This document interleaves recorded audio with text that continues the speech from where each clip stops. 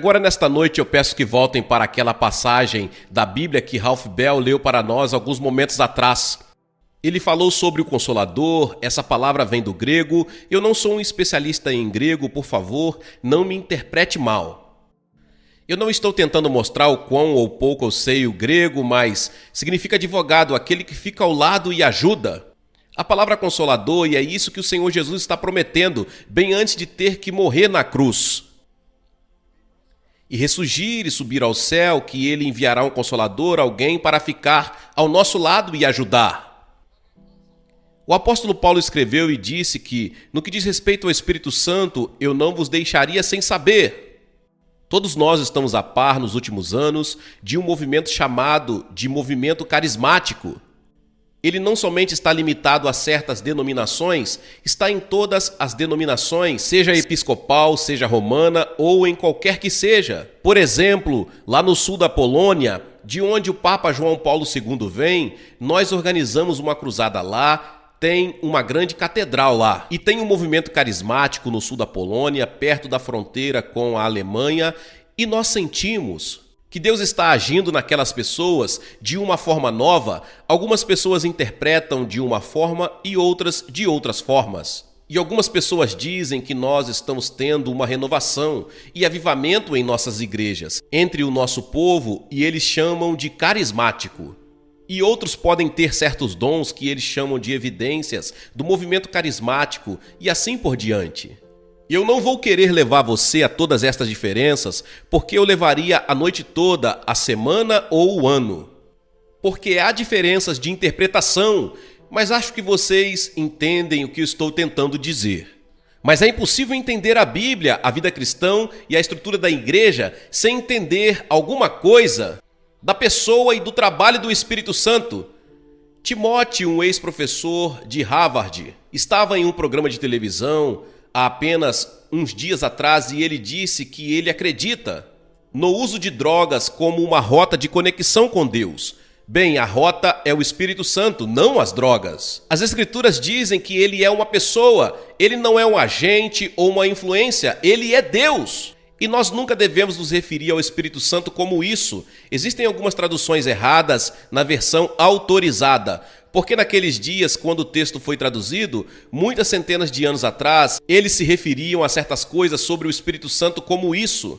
Porque ele é neutro, mas ele não é algo, mas é alguém. E santo indica que ele é santo nele mesmo, Espírito Santo.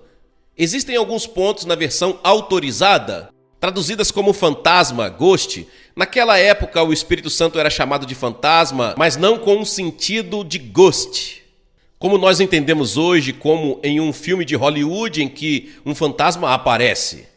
O Espírito é usado em contraste ao que é carne e matéria. A Bíblia ensina que o Espírito Santo é coigual com Deus Pai e Deus Filho. Há uma trindade, Deus Pai, Deus Filho e Deus Espírito Santo. E ninguém pode explicar. É como a história da garotinha que estava na sala de aula, no 3º ou 4º ano, e eles perguntaram: quem pode explicar o que é eletricidade? E uma garotinha levantou a mão, e o professor disse: tudo bem, então, o que é eletricidade? A garotinha pensou por um momento, e ela disse: eu esqueci. O professor disse: isso é muito ruim, porque você era a única pessoa que já soube a resposta. E a Bíblia diz que o Espírito Santo é onipotente.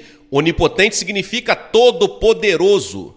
Miqueias capítulo 3, verso 8 diz: eu estou cheio do poder pelo Espírito do Senhor. A Bíblia diz também que o Espírito está presente em todo lugar, ao mesmo tempo. Aonde posso ir a fim de escapar do teu Espírito? Para onde posso fugir da tua presença? Disse o salmista em Salmo 139, verso 7. Não há lugar para onde você possa ir e acampar do Espírito Santo. O Espírito Santo está em todo lugar. Esta é a razão quando você tem um sentimento de culpa colocado pelo Espírito Santo muitas vezes. Aquela culpa vai com você, mesmo que você viaje para uma ilha distante, tentando se livrar dele. É o Espírito Santo convencendo você do pecado. Este é um dos motivos pelo qual Cristo foi e se livrou do corpo humano, para poder estar em todo lugar ao mesmo tempo.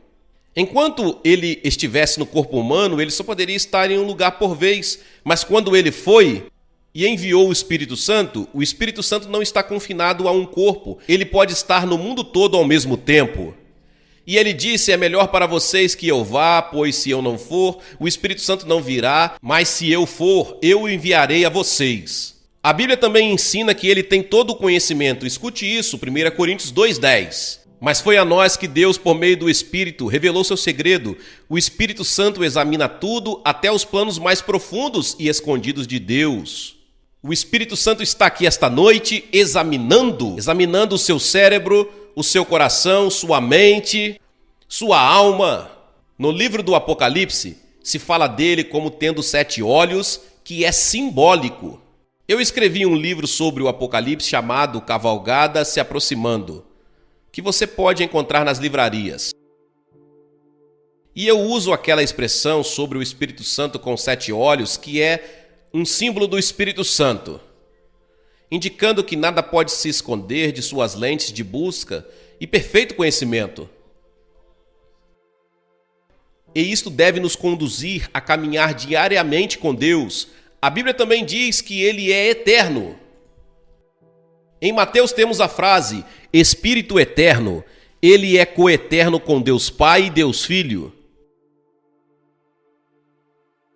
Assim como temos gelo, água e vapor, 3 coisas sendo a mesma, mas que tomam formas diferentes, assim também é o Espírito Santo, como uma maçã, com as sementes, o núcleo e o meio da maçã. 3 coisas, mas que compõem uma. O Espírito Santo é uma parte da Trindade, coigual a Deus Pai e Deus Filho. Ele também é santo e a palavra santo é usada, se referindo ao Espírito Santo, uma centena de vezes no Novo Testamento.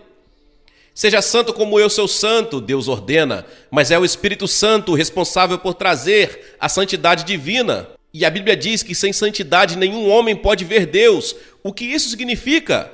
Significa que antes de você poder ir para o céu, você precisa ter uma retidão que é igual à de Jesus Cristo. Você diz, mas Billy Graham, eu nunca vou poder ter isso. Não, você não vai. Mas quando Cristo morreu na cruz, ele morreu para dar a você uma função de santidade. Então, no momento em que você recebe Cristo, você é revestido de santidade, de modo que quando Deus olha você, ele não vê mais o seu coração cheio de fraqueza e de pecado, mas ele vê o sangue de Cristo. E você é aceito, porque você está revestido da retidão dele. Você é declarado justo por um ato judicial de Deus, porque ele aceita o sacrifício de Jesus na cruz pelos seus pecados. E isso é algo maravilhoso que devemos saber. Seja santo como eu sou santo. O Espírito Santo testemunha por Jesus Cristo, que é a verdade. Um jovem fala em induzir espiritualmente através de drogas. É como ligar a sua televisão dando chutes. E muita gente faz isso. Eu descobri que funciona às vezes. De modo que esse não é um bom exemplo. Mas existem aqueles que pensam que por causa de drogas, ou algum transe ou hipnotismo, você pode ter a mesma experiência que você tem com o Espírito Santo. Está errado. É falso. Você não pode. Ah, sim. Existe meditação, todo tipo de coisa que pode te deixar alto, mas o que te deixa permanentemente alto vem do Espírito Santo. E ele te deixa alto mesmo nos momentos em que você estiver para baixo. A Bíblia também ensina que onde ele está, há liberdade. O Espírito Santo liberta. Eric Hoffer, líder e filósofo trabalhista que morreu no ano passado, disse: o melhor teste de liberdade está não no que somos livres para fazer, mas no que nós somos para não fazer. A Bíblia diz: agora, o Senhor é o Espírito, e onde o Espírito está, há liberdade. Sabe, na pregação eu gosto de ter liberdade, mas isso nada tem relação com poder. Muitas vezes, quando eu não tive liberdade na pregação, teve o poder do Espírito Santo no culto. Então, Deus não vai de acordo com o meu sentimento.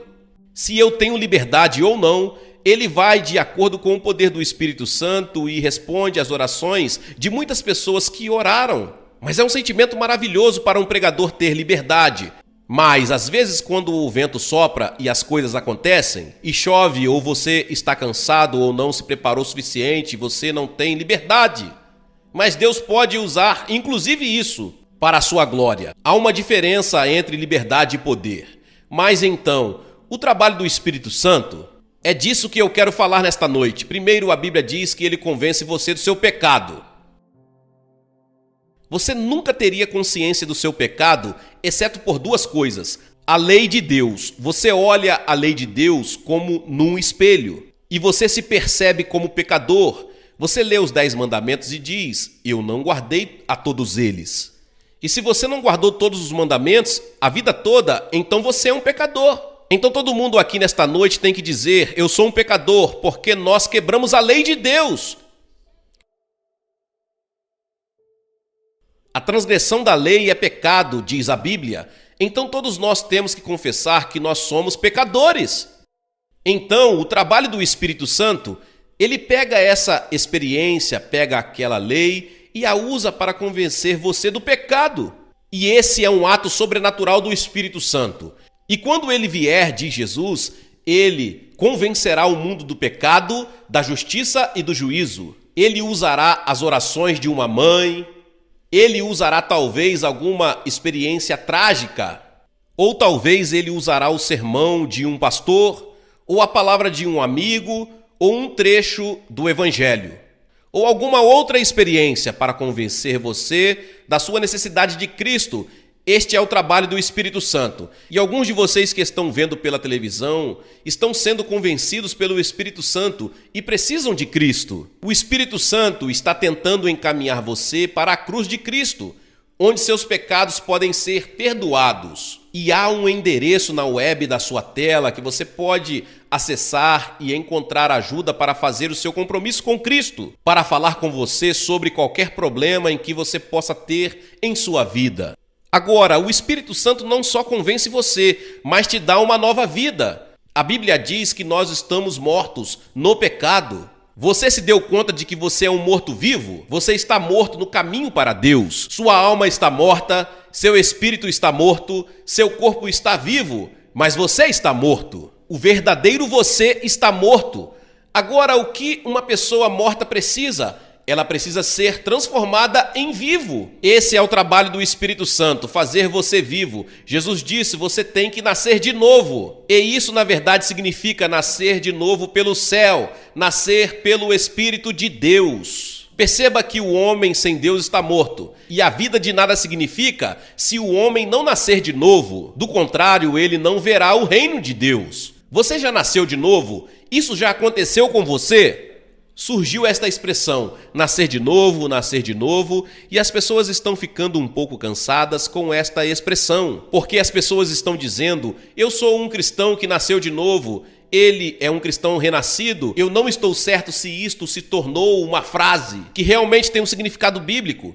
No passado, quando o senhor Carter era candidato à presidência, eles o chamavam de cristão renascido.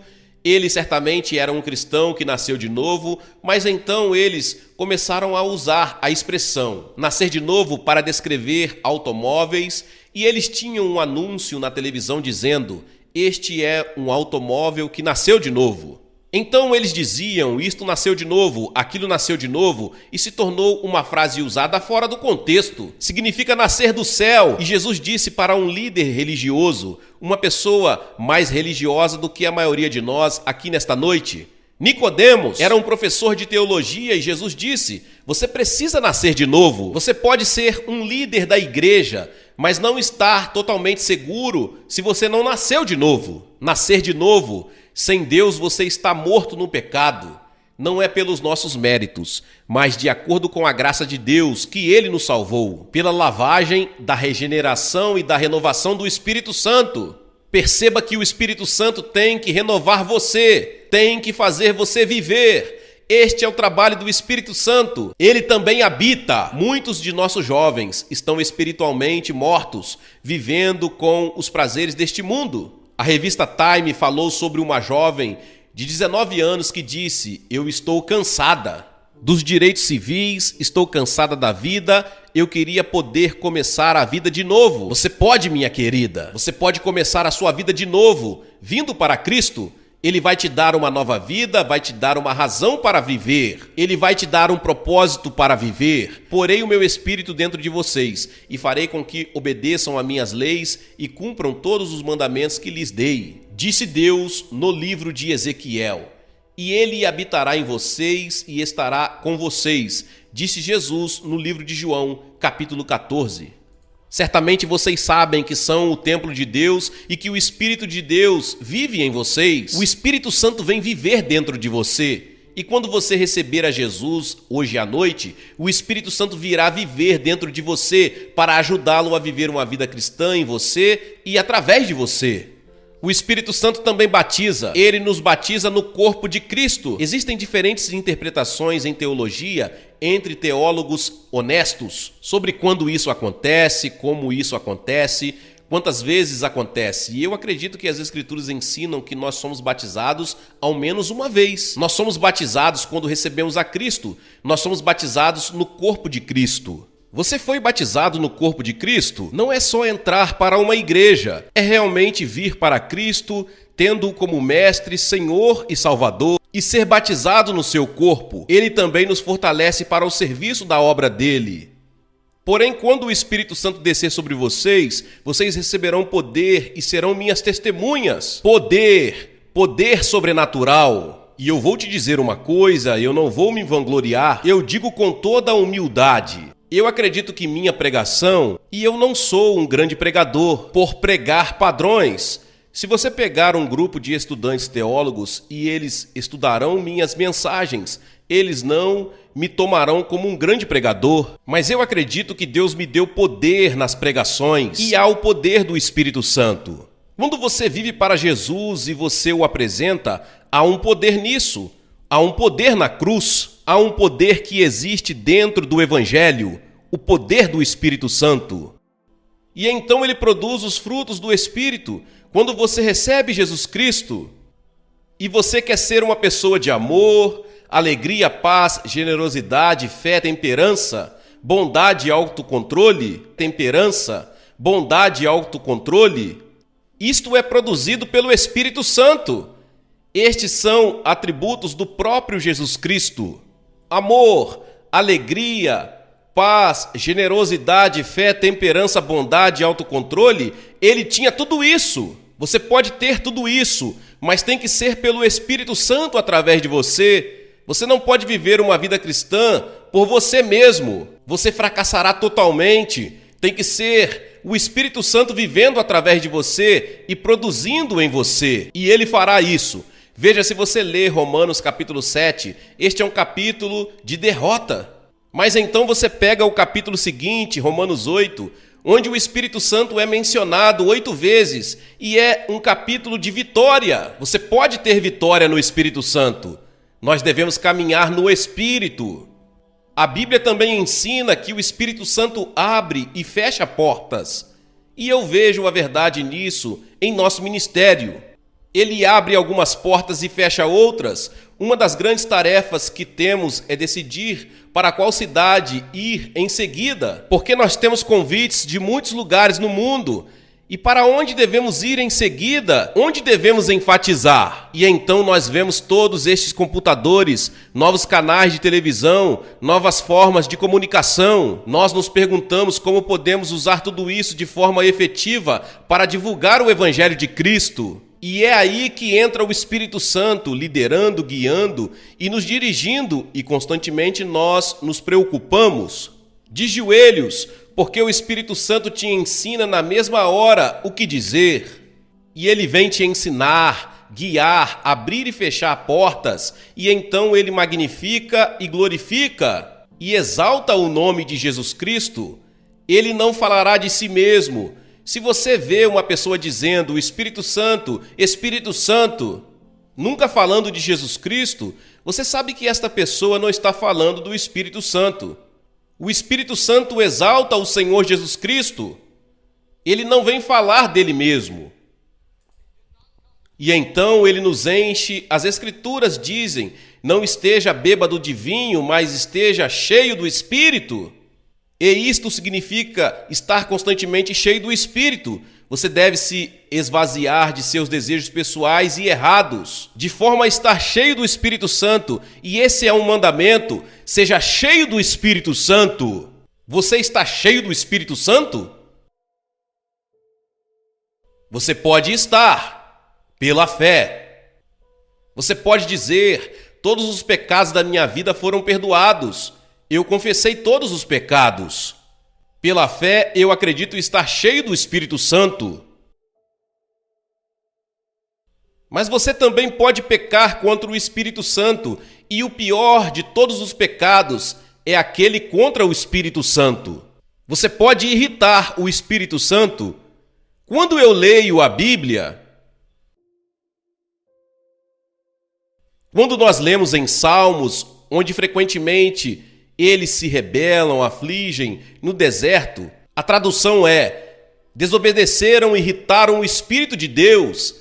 Eles se rebelaram e irritaram seu Espírito Santo, que se tornou inimigo deles.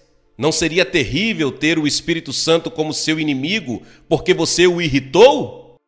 A palavra usada foi muito irritado. E eu alerto a todos a ter muito cuidado em não irritar o Espírito. Meu Espírito não permanecerá para sempre no homem, disse Deus em Gênesis 6:3, nos dias de Noé. E o Espírito Santo se afastou, e a inundação veio, e o mundo foi destruído, exceto por 8 pessoas. Pode-se mentir contra o Espírito Santo. Em Atos 5, não mentiste aos homens, mas a Deus, disse Pedro. Eles fingiram ser o que não eram. Eles foram hipócritas.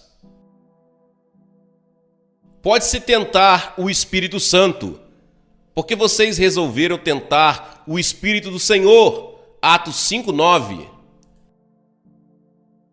Muitas vezes pecadores dizem: bem, se Deus é Deus, que ele me mate agora.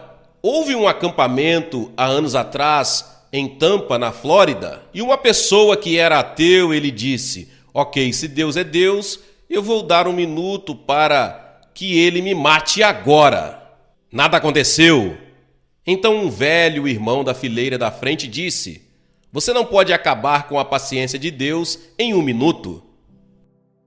É parecido com a história de uma velha águia que eu escutei, que estava parada em um iceberg no rio Niágara. Ela aterrissou lá e estava comendo a carcaça de uma ovelha, e enquanto flutuava, ela chegava cada vez mais perto das cataratas, e enquanto chegava bem perto, alguém gritou: cuidado, águia, você vai cair na catarata! Mas a águia balançava suas asas poderosas como se pensasse: eu posso sair daqui em 1 segundo. Só que, quando chegou bem perto da queda d'água e levantou as asas e tentou voar, ela viu que seus pés estavam congelados no gelo e caiu gritando na queda d'água. Você pode tentar Deus. Não tente o Senhor teu Deus. Você pode esperar muito. Você pode tentar Deus por muito tempo e o dia chegará onde não será mais possível. E então também se pode resistir ao Espírito Santo. Você sempre resistiu ao Espírito Santo, como seus pais fizeram. Existem alguns de vocês nesta noite, sabem que precisam de Cristo, mas têm resistido ao Espírito Santo. Este é um pecado contra o Espírito. Você escuta a voz do Espírito e deliberadamente não faz nada a respeito. É algo perigoso. Quem desobedece à lei de Moisés é condenado sem dó à morte, se for julgado culpado depois de ouvir o testemunho de 2 pessoas, pelo menos. Então, o que será que vai acontecer com os que desprezam o Filho de Deus e consideram como coisa sem valor o sangue da aliança de Deus que os purificou? E o que acontecerá com quem insulta o Espírito de Deus que o ama? Imaginem como será pior ainda o castigo que essa pessoa vai merecer. Resistir ao Espírito Santo. Hoje você terá a oportunidade de receber Cristo no seu coração e ter certeza de seu relacionamento com Ele. A Bíblia diz: porquanto há furor, guarda-te de que, porventura, não sejas levado pela tua suficiência, nem te desvie a grandeza do resgate. Meu espírito não permanecerá para sempre. Chega uma hora em que você passa de um certo ponto e seu coração se torna tão duro que, mesmo se o Espírito Santo fala com você, você já não pode mais escutar. É a razão pela qual a Bíblia diz: venha para Cristo na juventude, antes que os dias ruins venham. Enquanto seu coração está terno, venha. Sempre que você escutar a voz do Espírito dizendo venha, é melhor você ir imediatamente. Você pode não ter outro momento assim. Aquele que, sendo muitas vezes repreendido, endurece o seu coração, de repente será cortado e sem remédio. Um amigo nosso, nesta manhã, estava dirigindo por uma colina e vinha bem devagar. Sua mulher e filha estavam com ele e um homem não acostumado com aquele lugar e bateu no lado do carro dele. E quando ela chegou no hospital já estava morta. Nunca imaginou que quando acordasse de manhã, como uma família feliz, ela estaria morta antes do meio-dia. Quão rápido tudo isso acontece! Venha para Cristo enquanto você tem uma chance. Você tem uma chance agora. Aquele que, sendo muitas vezes repreendido, endurece o seu coração, de repente será destruído e sem remédio. Nunca conte vantagem a respeito dos seus planos para o futuro, pois você não sabe o que vai acontecer amanhã. Nós não sabemos se estaremos vivos amanhã. Você não sabe se estará vivo, se você terá outra chance como esta. Venha enquanto você pode. Você vai votar nesta noite. Cada um de vocês vai dar o seu voto. Hoje é o dia de eleição. Ou você vai votar por Jesus Cristo, ou vai votar pelo diabo. Jesus com você. O Espírito Santo em você. Você pergunta: o que eu tenho que fazer? 3 coisas. Primeiro, você deve se arrepender de seus pecados e o Espírito Santo tem que ajudar você a se arrepender. Então, a segunda coisa é, por fé, receber Jesus Cristo que morreu por você na cruz, por fé, como seu Salvador e Mestre. Então, terceiro, você deve desejar obedecê-lo e a seus ensinamentos. Você deve desejar dizer sim. Você deve desejar entregar a sua vida para Ele, para que Ele seja seu mestre. O piloto do seu avião, você é como um avião indo para o céu. E de uma hora para outra, a bomba vira, a destruição chegará.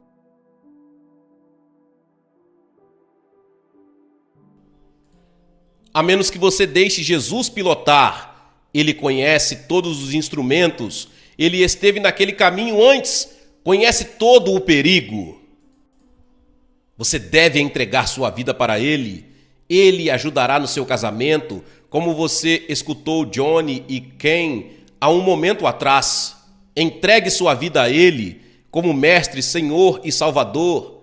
Se você tiver uma dúvida sobre seu relacionamento com Deus, procure ter certeza, ou você pode ser como aquele pecador que está na igreja e não tem certeza de sua relação com Deus. Tenha certeza, na noite de hoje, eu vou pedir a centenas de vocês o que nós temos visto muitos fazerem em outras noites. Vou pedir que se levantem de seus lugares e venham até esta plataforma de forma simbólica dizendo: eu quero recebê-lo. Diga: eu quero saber que meus pecados estão perdoados e que eu tenho a vida eterna e estou pronto para encontrar Deus. Por que eu peço para você vir? Porque cada pessoa que Jesus encontrou no Novo Testamento, Ele chamou em público. Existe algo importante em vir à frente, como quando eu me casei na frente de testemunhas. Você vem para Cristo na frente de testemunhas e entregue sua vida para Ele. Se existe dúvida no seu coração sobre o seu relacionamento com Deus, venha e se entregue nesta noite. Centenas de vocês. Não resista ao Espírito Santo, não diga não para o Espírito Santo nesta noite. Nós vamos esperar você e falar com você e orar com você e te dar um livro para que você leve para casa e te ajudar na sua vida cristã. É muito importante que você faça isto e que você venha.